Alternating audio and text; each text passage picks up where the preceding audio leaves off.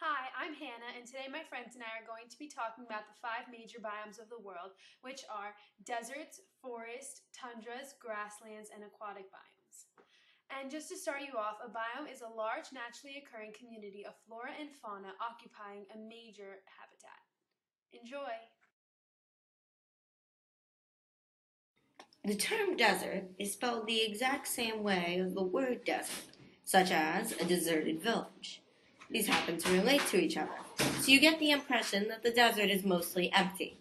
But unlike the Minecraft portrayal of the desert, it is not empty with the exception of a few dead shrubs and cacti. In reality, a desert is a nocturnal biome in the sense that all moving, living things emerge at night. This is because of the extreme temperatures of deserts. There are two types, hot and dry deserts and cold deserts. The more well-known biome is the hot and dry one, which is known for no rain, lots of cacti, and tumbleweeds. However, many animals live in the desert, particularly reptiles that emerge only at night. The extreme temperatures that can reach 50 degrees Celsius keep all animals underground during the day. However, at night, the desert actually gets cold because there's hardly anything out during the day to absorb the heat. So lots of creatures emerge at night to do what they have to survive. Hot deserts are also famous for little to no rainfall. But once again, the Minecraft portrayal is wrong, and it doesn't never rain in the desert. The average rainfall is under 15 centimeters per year, but there is still rain. Unlike the cold desert, where there is a lot of snow. The animals here also take action mainly at night, but they stay hidden during the day to stay warm, not to stay cool. It is almost never warm enough for plants to grow, so there is little food available to the inhabitants of cold deserts. Another difference is that the cold deserts are located in the Arctic regions, and that the hot and dry deserts are mostly in or near the coffee belt. Animals that are commonly found in one or both of the deserts include armadillo lizards, bobcats, cactus wrens, coyotes, desert bighorn sheep, desert tortoises, pygmy owls, and pronghorn antelopes.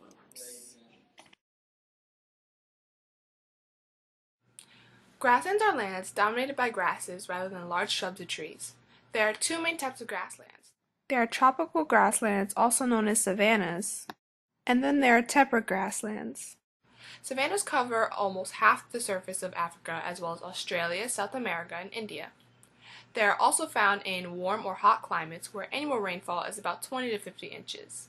Savannas have both dry and rainy seasons. The rain begins in about May, where every day the hot, humid air rises off the ground and collides with cooler air above and turns into rain. Seasonal fires also play a vital role in the savanna's biodiversity. In October, a series of violent thunderstorms followed by a strong, drying wind signals the beginning of the dry season. Fire occurs around January. These fires do not devastate the community because most of the animals killed in these fires are insects with short lifespans.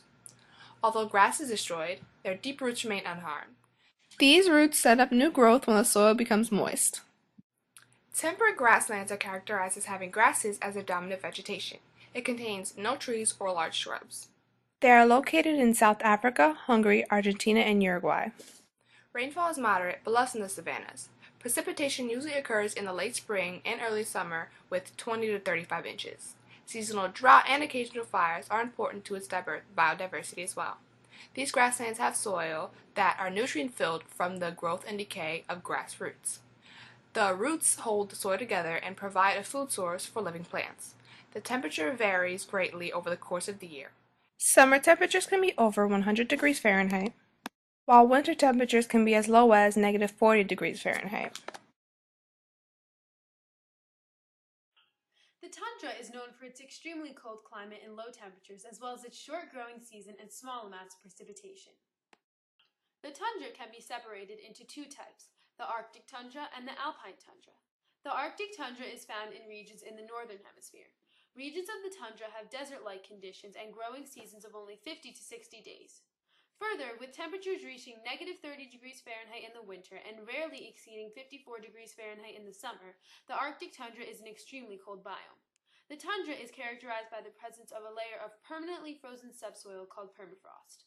There are over 1,700 kinds of plants in the Arctic tundra that do not have deep roots and are adapted to the sweeping winds and disturbances of the soil that are found there, and these plants can also carry out photosynthesis at low temperatures and intensities.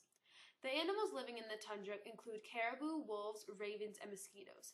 These organisms are adapted to the long, cold winters there and are forced to raise their young quickly in the summer. The alpine tundra can be found all around the world at high altitudes, usually those above 10,000 feet. It is known for having low temperatures, which are sometimes below freezing during the night hours, and a growing season of approximately 180 days.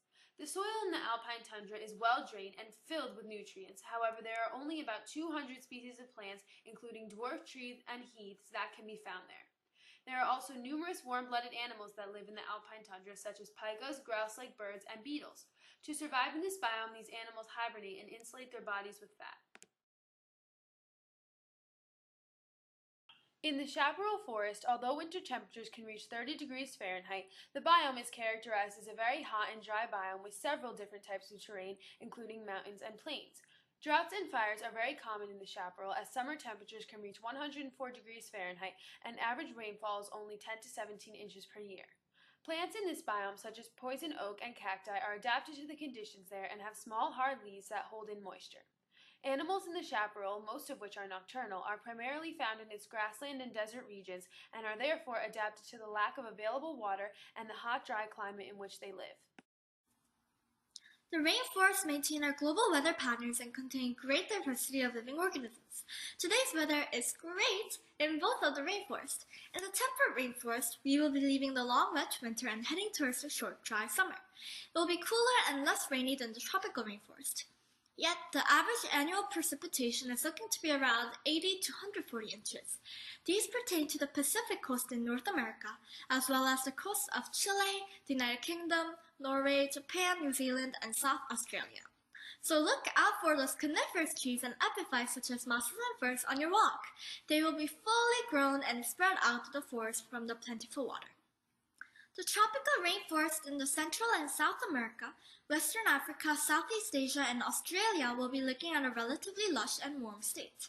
Their average temperature will be 70 to 85 degrees Fahrenheit with an average humidity of 77 to 88%. But watch out, a constant rain will pour without any warning.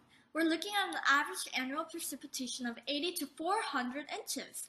Again, look out for those epiphytes, orchids, bromeliads, and various types of animals that might be visible in your neighborhood. For the temperate forest region in eastern United States, Canada, Europe, China, Japan, and Russia, we are expecting summer of the four seasons to slowly approach. The deciduous leaves will be full of their leaves. The average annual precipitation will be about 30 to 60 inches with the average temperature of 50 degrees Fahrenheit.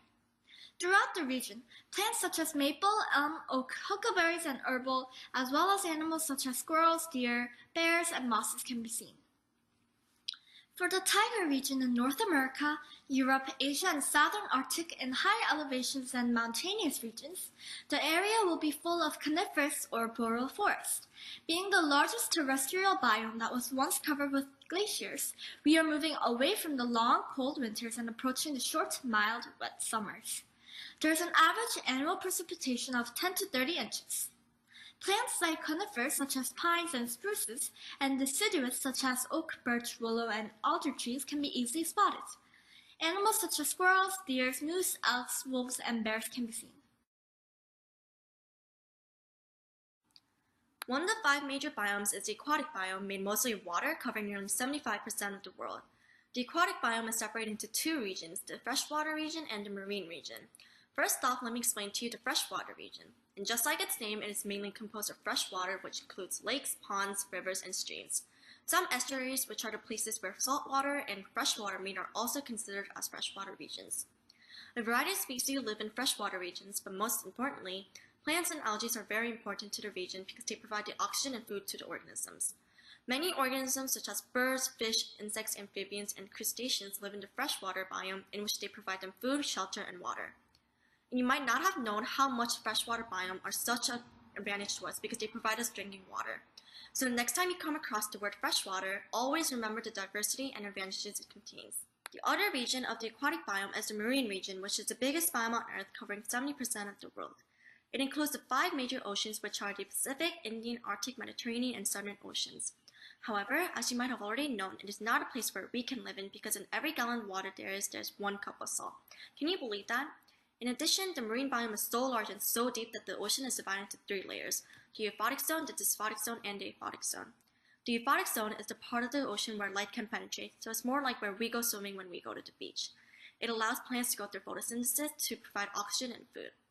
Next is the middle layer of the ocean, the dysphotic zone or twilight zone, which is the zone where it is a bit too deep for light to penetrate. Finally, the most deepest part of the ocean, which contains no light at all, is called the aphotic zone, and that layer is always in complete darkness, making it extremely cold for organisms to live in. Fun fact, the Mariana Trench is the deepest part in the world, which is 10,000 meters deep, which means that it is higher than Mount Everest. The marine biome is so large in which it contains 80% of the Earth's habitat, and although there are 1 million known species that are living, scientists say that there can be up to 9 million undiscovered species yet. So the next time you go out to the shore or go swimming in the ocean, realize that there are 1 million species right where you are and that the ocean is the biggest and largest home to them. Hey guys, so I hope you guys learned a lot about the 5 major biomes. And next time you travel, just look and think of what kind of biome you're in. So this was Ashley. And Jimin. Thank you. Bye.